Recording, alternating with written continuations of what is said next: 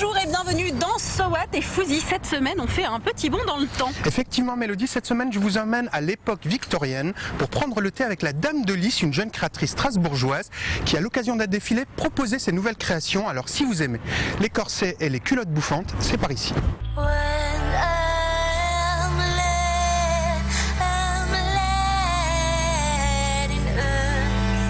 Je m'appelle Mélanie Young, donc j'ai 28 ans, j'habite à Strasbourg et j'ai créé la Dame de Lys en 2009.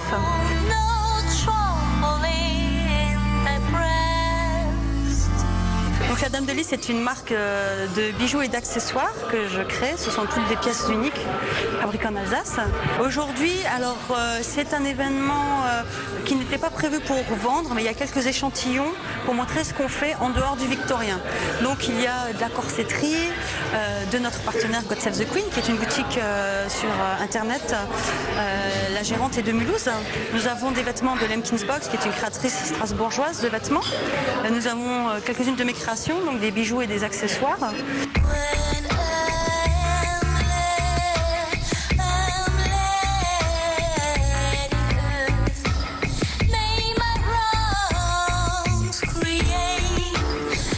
Particulier, le fait qu'il faille venir costumer peut-être, que tout le monde s'amuse, j'ai prévenu les gens 3-4 mois à l'avance pour qu'ils aient le temps de se fabriquer un costume.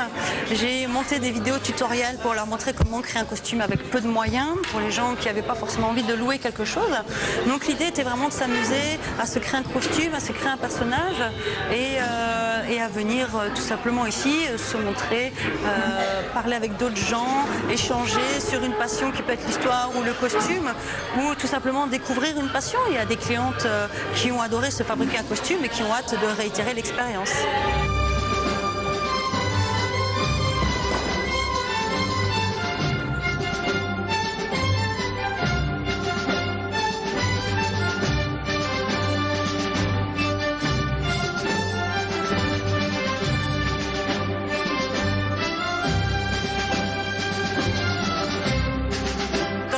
Il n'y a pas forcément beaucoup de moyens de se faire connaître, ou alors très cher. On est des petits créateurs, on a des petits moyens, on a tous des petits boulots à côté.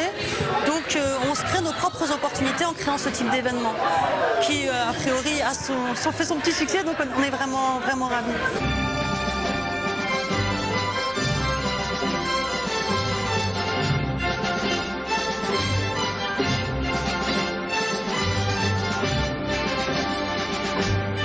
Il y a deux univers dans la création.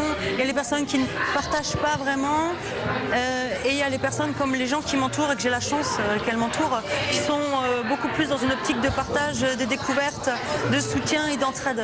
Donc notamment Lemkins Box, donc la créatrice strasbourgeoise, on travaille énormément ensemble.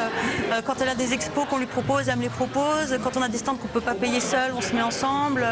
Ce genre de choses, c'est une rencontre merveilleuse que j'ai faite. Cette jeune femme est quelqu'un de vraiment adorable et elle est toujours là à me soutenir dans mes projets avec d'autres personnes, des maquilleuses, des coiffeuses qui donc ont participé gratuitement à cet événement et qui en général, c'est des gens sur qui en général je peux compter. Même plus tard il y aura un défilé, les filles qui défilent, c'est des filles qui font des séances photos pour moi, qui ne m'ont jamais rien demandé parce qu'elles sont dans cette optique d'aider le commerce local, d'aider des créateurs.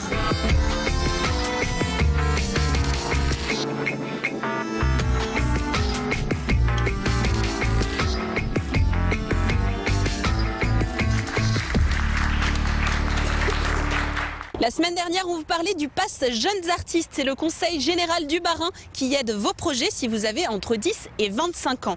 Et là, j'ai rencontré pour vous mieux que les Jackson 5, mieux que les frères Gallagher, c'est Elements 4. 3 frères, une sœur, pour du pur bonheur. Regardez.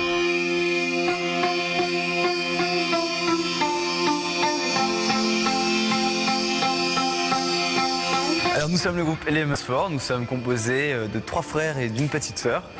Et on vient de Haguenau en Alsace.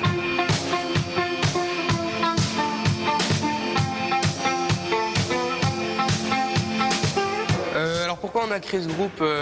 C'est un peu un rêve d'enfance personnellement depuis que je suis tout petit. J'ai le rêve d'être une rockstar et puis au fur et à mesure, le groupe s'est formé et j'espère qu'on va pouvoir aller loin.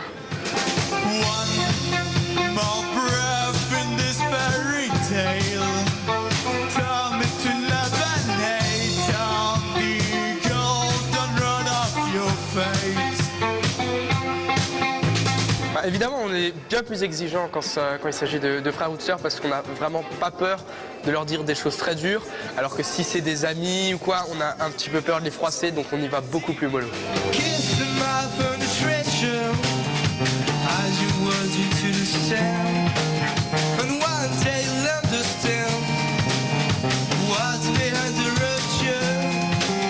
C'est un peu compliqué, mes textes ils parlent du monde imaginaire que j'ai dans ma tête. Je suis un grand rêveur, donc voilà, c'est un peu psychédélique comme texte, mais sans utilisation de drogue. Hein. C'est vraiment le monde que je me suis construit, là où je vis tous les jours et comment je le ressens, et c'est ce qu'il y a dans mes textes en fait.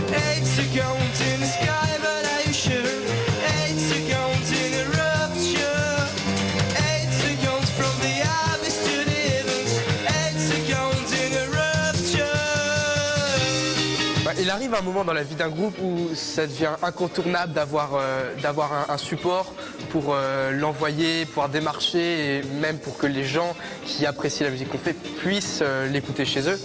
Donc à partir de là, on avait déjà enregistré quelques morceaux auparavant.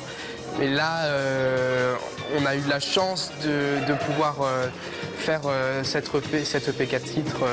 Donc on a enregistré au studio Downtown. Qui a été cofinancé avec notamment le Conseil Général et d'autres, des investisseurs, mais bon là c'est de l'ordre du privé.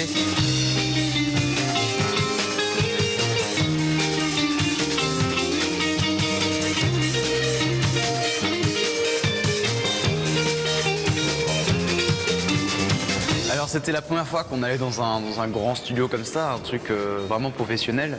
Alors ça a été très dur, hein, vraiment, surtout mentalement, parce qu'il faut être vraiment prêt même à 200% toutes les secondes. Donc nous, on est sortis quand même de cette semaine assez fatigués. Et voilà, et on a eu la chance aussi d'avoir un super ingénieur du son qui s'appelle Rico, et puis je lui passe le bonjour.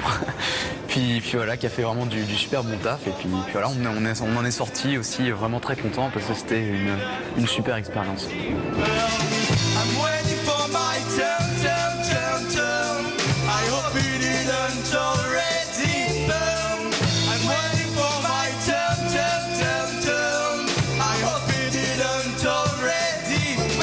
Alors nous avons 2 tremplins qui sont prévus là dans les mois à venir, donc pour les festivals Décibule et les Arsenics. Alors on avait postulé, donc on a eu la chance d'être pris, et ça pour nous déjà c'est génial. Puis après c'est un concert, on essaye de le voir comme un concert comme les autres, où on va essayer de donner tout ce qu'on a et de même s'éclater sur scène. Puis après bon, c'est sûr que c'est beaucoup mieux quoi, si on arrive à être pris pour ces festivals quoi. Là ce serait carrément génial.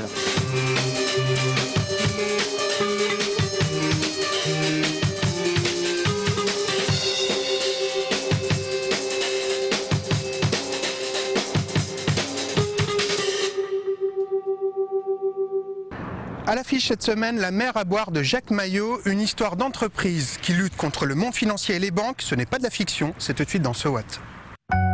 Je crois que vous avez de bonnes nouvelles pour Monsieur Pierret. Oui, nous avons reconsidéré notre position. En conséquence, nous sommes disposés à renouveler notre crédit à la Société des Chantiers Pierret. Mais nous avons certaines conditions. Venez-en au fait, qu'est-ce que vous voulez? La condition à laquelle nous sommes disposés à vous soutenir est que vous procédiez à une restructuration. Le bâtiment vous coûte une fortune et je ne parle pas de la masse salariale. En gros, vous voulez que je mette la moitié de mon personnel à la porte? Mais je peux pas faire ça, c'est impossible. Vous trompez, vous pouvez. C'est même la seule chose à faire. Moi, ce qui m'a frappé, c'est que les gens, quand ils vous parlent de ces choses-là et qu'ils les ont vécues, ils sont très très engagés dedans. Ça a représenté des événements très importants dans leur vie. Et ces événements, les émotions qui sont en jeu, elles sont profondément, je trouve, cinématographiques. Et ça nous aide à comprendre les situations, pas parce qu'on les décrit, mais parce qu'on les fait ressentir de l'intérieur. Et c'est moi je trouve que c'est une des magies du cinéma, une des forces du cinéma, d'arriver à nous mettre dans la peau de quelqu'un qu'on sera jamais. Je serai jamais ouvrier d'un chantier naval, je serai jamais patron d'un chantier naval, je serai jamais banquier, mais grâce aux comédiens qui l'incarnent et qui, j'ai une petite idée de ce que ça peut être, et puis voilà. Je ne vous l'ai peut-être jamais dit, mais je trouve que vous faites du très très bon boulot. Alors champagne. C'est quoi qu'on arrose? Nos indemnités à 2 balles? Faut tenir le coup, il va s'en sortir. Tu vas voir, ça va aller. Toi, tu penses toujours que tout va s'arranger. Vous possédez une marque prestigieuse, mais vous vous surestimez. Je n'ai pas l'intention de baisser les bras. On n'a pas perdu. Ces enfoirés me mettent le couteau sous la gorge. On a choisi d'essayer de donner leur raison à tous les personnages, même s'ils sont antagonistes, même s'ils vont finir par s'affronter, même s'ils vont faire des choix qui peuvent être contestables et que sans doute si on était de l'autre côté, on se dirait faut pas faire ça. Mais en fait, l'idée c'était d'essayer de comprendre chacun, pourquoi chacun fait ce qu'il fait, quoi, et comment les situations se grippent. Comment une situation dégénère, comment une logique d'ensemble en fait dépasse les bonnes volontés individuelles. On a toujours l'impression, on a parfois l'impression qu'il suffit pour corriger le système d'être bien, d'être gentil, d'essayer d'être moral et tout ça, alors qu'en fait la logique d'ensemble du système et cette cupidité féroce qu'on érige en valeur à l'heure actuelle détruit tout, quoi. Donc c'était ça aussi qu'on voulait montrer dans le film. Elle me rapporte que dalle ta boîte. Bazar de là. Je suis pas d'accord, plutôt crevé. Les affaires continuent. Pour Pierret, on est prêt à vendre nos actions. Ma proposition tient toujours. Je suis prêt à vous racheter vos parts. On n'est pas à vendre. Vous êtes vraiment une belle bande de salauds. Vous pouvez refaire les additions dans tous les sens. On ne pourra pas payer la prochaine échéance de l'emprunt pour l'atelier. Si vous ne trouvez pas une solution, moi je vous fais la peau. Des mauvaises passes, on connaît tout ça. Faut tenir le coup. Dis-moi, pourquoi est-ce que tu mets pas de corset? Ça t'irait bien. Écoute, je mettrai des corsets, Fouzi, le jour où tu mettras des culottes bouffantes. Ok, merci la vie. Merci l'amour. Salut. Ciao.